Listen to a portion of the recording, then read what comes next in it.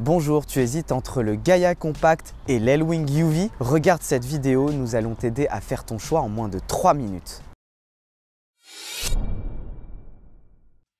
Le UV d'Elwing a un design unique qui puise clairement son inspiration dans le monde des deux roues. Une seule taille est disponible et la selle n'est pas ajustable. D'ailleurs, ce n'est pas une selle, c'est une banquette, comme sur un scooter ou une moto qui peut accueillir jusqu'à 2 adultes. C'est rare sur un vélo et très appréciable pour pouvoir transporter un adulte à l'arrière sans avoir besoin d'acheter un accessoire supplémentaire. Le guidon est large et les pneus type Fight Bike rendent ce vélo polyvalent, à l'aise aussi bien sur la route que sur les chemins. Le Gaia Compact puise aussi son inspiration dans le monde des deux roues. Le phare rond à l'avant très imposant le rend reconnaissable immédiatement. Il est équipé aussi de clignotants, ce qui est un vrai avantage pour être le plus visible possible sur la route. Le guidon est large et l'assise est moelleuse et très facilement ajustable. Le feu arrière est équipé d'un feu stop et il y a même un klaxon en plus de la sonnette, c'est rassurant.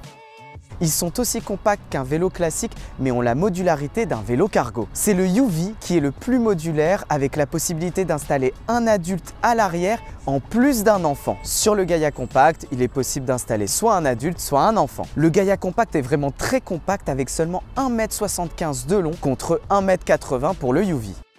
Le UV est équipé d'un moteur Bafang offrant un couple de 80 Nm.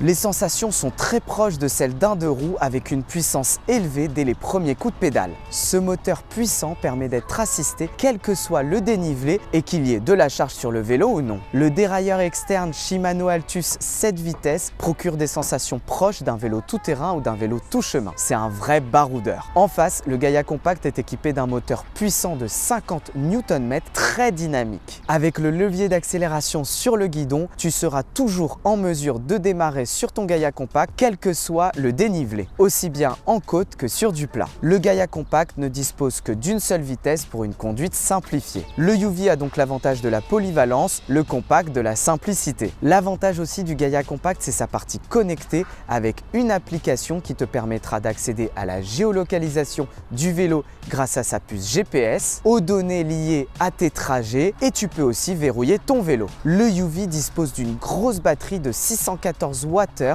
située à l'arrière du vélo. Il offre une autonomie moyenne de 50 km et la durée de charge c'est environ 7 heures. Le Gaia Compact dispose d'une batterie de 450 Wh offrant une autonomie de maximum 70 km et la batterie se charge en 5 heures seulement. Le Gaia Compact est un vélo familial particulièrement compact, il porte d'ailleurs très bien son nom. C'est un vélo très plaisant à conduire avec une bonne autonomie et il est à la fois sécurisant et rassurant avec sa partie connectée et ses équipements comme les clignotants, le feu stop ou encore le klaxon. Le UV, c'est pour les amoureux des deux roues qui veulent un vélo. C'est l'un des rares vélos où il est possible de s'asseoir à 2 adultes sur la même assise comme sur un scooter. Il est très plaisant à conduire et unique en son genre. Il offre une très bonne autonomie et son avantage aussi c'est qu'il est polyvalent. J'espère que tu as aimé cette vidéo, n'hésite pas à mettre un pouce vers le haut et abonne-toi à Chango pour plus de contenu. Si tu veux tester ces deux vélos, tu réserves ton essai directement sur chango.fr.